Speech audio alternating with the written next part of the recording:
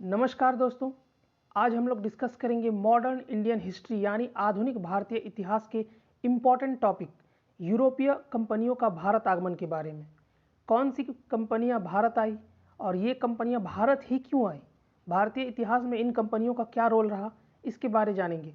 बड़ा ही इंटरेस्टिंग जानकारी मिलेगी, वीडियो के अंत तक बने रहें। आगे बढ़ने से पहले एक जानकारी दे दूं कि आधुनिक भारत का जो जिक्र किया मैंने इस वीडियो की शुरुआत में, तो वो आधुनिक भारत किस कालखंड में आता है। तो दोस्तों 16वीं शताब्दी के बाद के भारत को आधुनिक भारत में रखा गया है। तो चलते हैं मेन टॉपिक पे। ये जो यूरोपीय कंपनियां भारत आई, एक्चुअली ये सिर्फ भारत ही नहीं आई बल्कि एशिया के कई देशों में अपना प्रभुत्व स्थापित करने की कोशिश की। अब ऐसा उन्होंने क्यों किया? इसके पीछे का सबसे बड़ा कारण था यूरोप में औद्योगिकरण यानी इंडस्ट्रियलाइजेशन। औद्योगिकरण के बाद यूरोप में बहुत सारी फैक्ट्रियां लगी, मशीनें लगाई गई। अब उन्होंने फैक्ट्रियां तो लगा ली, पर उनको चलाने के लिए जो रॉ मटेरियल्स यानी कच्चे माल की ज़रूरत थी, उनके पास पर्याप्त रूप में नहीं थी। तो ऐसे में यूरोपियन देशों ने अपने लोगों को नए नए जगह खोजने के लिए अपने देश से बाहर भेजा। इन यूरोपियन देशों में दो खास देश थे, स्पेन और पुर्तगाल। अब बात ये थी कि इस यात्रा में खर्चे आएंगे, तो इसके लिए स्पेन और पुर्तगाल के राजाओं ने अपने नाविकों और अपने लोगों को प्रोत्साहित किया कि तुम जाओ और नए नए मार्ग खोजो। तो ऐसे में एक दल इंडिया की खोज में गलती से उत्तरी अमेरिका पहुंच गया। उस दल को लगा उन्होंने इंडिया खोज लिया, इसलिए आज भी उत्तरी अमेरिका के पूर्वी तटवर्ती इलाके के लोगों को रेड इंडियंस कहा जाता है। इसके बाद एक आदमी जिसका नाम था बार्टोलोमो डियाज, यूरोप से अटलांटिक महासागर से होते हुए अफ्रीका के लास्ट टिप तक पहुंचा था, जिसे आशा अंतरिप यानी केप ऑफ गुड होप भी कहते हैं। ये पहला यूरोपियन था जो यहाँ तक पहुँचने में कामयाब हुआ। ये इसके आगे नहीं गया। इसके बाद वास्को डिगामा बार्टोलोमो डियाज के रास्ते से आगे बढ़ा और अफ्रीका आने के बाद वह एक गुजराती आदमी की सहायता से 1498 में भारत पहुंचने में सफल हुआ। जब वह अपने देश लौटा तो भारत के कालीकट से मसाले भर कर ले गया था और उन मसालों को यूरोपीय बाज़ारों में 60 गुना ज़्यादा दामों में बेचा। सोच सकते हैं कितना अधिक मुनाफा कमाया होगा। 5 साल बाद 1503 में एक पुर्तगाली कंपनी इस्तादो द इंडिया भारत आई और अपनी व्यापारिक कोठी कोचीन में बनाई। उस वक्त पहले पुर्तगाली गवर्नर फ्रांसिस्को डी अल्मेड़ा ने व्यापार के लिए उस क्षेत्र में एक नीति बनाई जिसे शांत जल की नीति यानी ब्लू वाटर पॉलिसी कहा जाता है।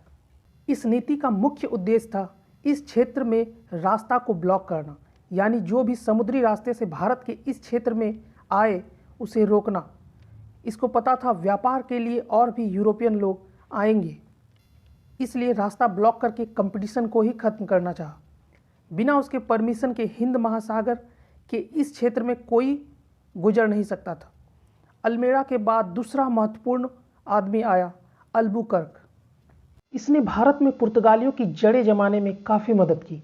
दरअसल उस समय दिल्ली सल्तनत भी कमज़ोर हो रहा था और दक्षिण भारतीय राजाओं की आपसी रंजिश के कारण फूट थी।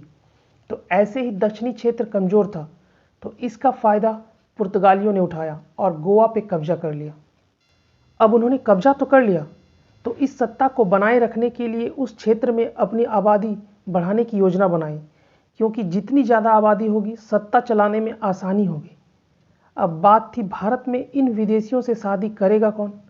तो इसके लिए उन्होंने सबसे पहले उस क्षेत्र में सती प्रथा को बंद करवाया। अब जिन औरतों को सती होने से रोक दिया जाता था उनके पास खाने कमाने का जरिया नहीं होता था और पुर्तगाली उन औरतों से शादी कर लेते थे। अब पुर्तगालियों का तीसरा इंपॉर्टेंट आदमी नूना डी कूना 1529 में भारत आया और 1530 में गोवा को अपना राजधानी बनाया। 1535 में भारतीय राजाओं से दीव छीन लिया, फिर 1559 में दमन पर कब्जा कर लिया। इस तरह से पुर्तगालियों ने भारत के कई सारे इलाकों पर कब्जा कर लिया और काफ़ी शक्तिशाली शासक के तौर पर उभरे। उसी समय एक और यूरोपीय शक्ति उभर कर आ रही थी, जो थे डच। ये डच हॉलैंड के निवासी थे, यानी वर्तमान नीदरलैंड के। उन्होंने पुर्तगालियों से काफ़ी सारा इलाका छीना और अपना दबदबा बढ़ाया। इन्होंने श्रीलंका पे भी अपना कब्जा जमाया। जब डच लोग पुर्तगाली पे हावी होने लगे तो अपनी टेरिटरी को बचाने के लिए पुर्तगालियों ने एक चाल चली। पुर्तगाल की राजकुमारी कैथरीन का विवाह ब्रिटेन के राजकुमार से करा दिया और पुर्तगालियों ने बम्बई को, जो कि इनके कब्जे में था, ब्रिटेन को दहेज में दे दिया। अब ब्रिटेन के राजा ने बम्बई को ब्रिटिश ईस्ट इंडिया कंपनी को 1 साल के लिए 10 पाउंड में किराए पे दे दिया। अब डच को लगा ब्रिटिशर्स उन पे हावी हो सकते हैं, तो वे खुद ही साइड हो गए।